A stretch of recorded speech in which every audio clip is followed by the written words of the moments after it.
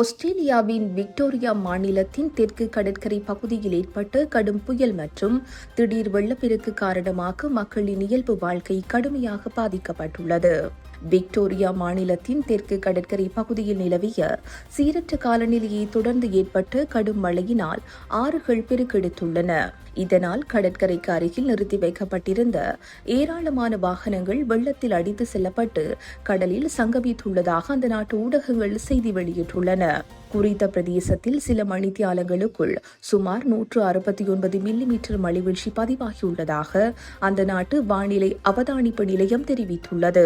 இந்த திடீர் மழையினாலேயே குடியிருப்பு பகுதிகள் மற்றும் வீதிகள் வெள்ளத்தில் மூழ்கியுள்ளன.